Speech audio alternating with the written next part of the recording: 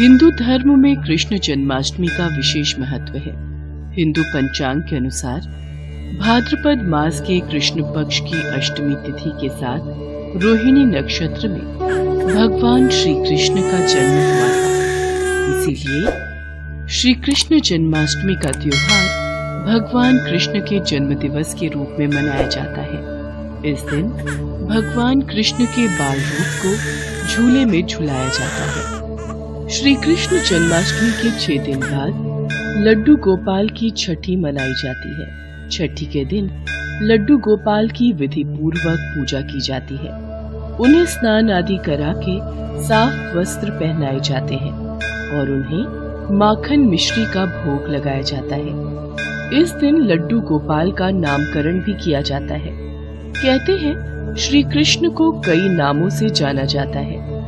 ठाकुर जी, कान्हा जी, लड्डू गोपाल, नंद लाला, देवकी नंदन आदि कई नाम हैं। छठी के दिन इनमें से कोई एक नाम रखा जाता है और उन्हें उसी नाम से पुकारा जाता है। भगवान कृष्ण का नाम लड्डू गोपाल कैसे पड़ा, इसके पीछे एक कथा प्रचलित है। ब्रज भूमि में भगवान श्री कृष्ण के एक परम भक्त कुंभन दास थे। कुंभन दास का एक पुत्र था, रघुनंदन। कुंभन दास हमेशा श्री कृष्ण की भक्ति में लीन रहते थे और भगवान की सेवा के चलते वे उन्हें छोड़कर कहीं नहीं जाते थे। एक बार उन्हें वृंदावन से भागवत का पाठ करने का न्योता आया। पहले तो कुंभन दास ने उन्हें मना कर दिया, फिर लोगों के बहुत ज्यादा जोर देने पर वे मान गए। उन्होंने सोचा कि भगवान की सेवा की तैयारी करके जाएंगे और रोजाना कथा करके वापस लौट आएंगे। कुंभन दास ने भोग की सारी तैयारी करके अपने बेटे रघुनंदन से कहा, बेटा रघुनंदन, मैं ठाकुर जी के भोग की तैयारी करके भागवत कथा के पाठ के लिए जा रहा हूँ।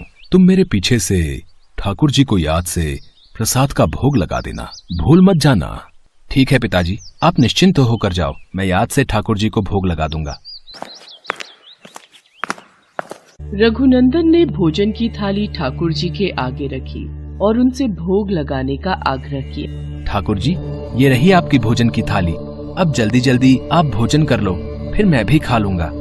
रघुनंदन के बाल मन में ये छवि थी कि ठाकुर जी अपने हाथों से भोजन करेंगे, लेकिन ऐसा हुआ नहीं। बहुत देर तक इंतजार करने के बाद जब भोजन की थाली ऐसे ही रखी रही तो रघुनंदन जोर से रोने लगा और उसने ठाकुर जी को पुकारा। ठाकुर जी, आओ और भोग लगाओ, मैं कब से भोजन की थाली लिए बैठा हूँ। देखो, मैं भी भूखा हूँ, जब तक आप नहीं खाओगे मैं भी भोजन नहीं करूँगा।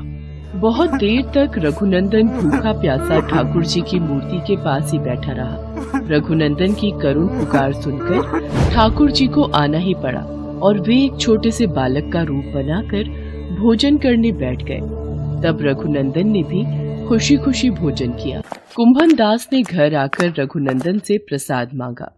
रघुनंदन, लाओ बेटा, ठाकुर जी के भोग में से बचा प्रसाद मुझे भी दो। पिताजी, प्रसाद तो सारा ठाकुर जी ने खा लिया। अच्छा, चलो ये तो बहुत बढ़िया बात है। कुंभन दास को लगा रघुनंदन को भूख लगी होगी तो वही सारा भोजन खा गया होगा, लेकिन अब तो ये रोज की कहानी हो गई थी। कुंभन दास लौटकर जब भी रघुनंदन से प्रसाद मांगते तो वो यही उत्तर देता। अब कुंभन दास को शक होने लगा, तो उन्होंने एक दिन लड्डू बनाकर थाली में रखे और छुपकर देखने लगे कि रघुनंदन क्या करता है। लड्डू की थाली रघुनंदन ने ठाकुर जी के आगे रखी तो ठाकुर जी ने बालक का रूप धारण किया। कुंभन दास ये सब छुपकर देख रहा था। कुंभन दास भागते हुए आए और प्रभु के चरणों में गिरकर विनती करने लगे। उस समय लड्डू गोपाल के एक हाथ में लड्डू था और दूसरे हाथ का लड्डू उनके मुंह में जाने ही वाला था, लेकिन इतने में वे जड़ हो गए। उसके बाद से ही उनके इस रूप की पूजा की जाने लगी और उन्हें लड्डू गोपाल कहा जाने लगा। कहा जाता है कि भगवान कृष्ण की छठी के दिन इस कथा का पाठ करने से वे प्रसन्न होते हैं और भक्तों की सभी मनोकामनाएं पूरी करते हैं।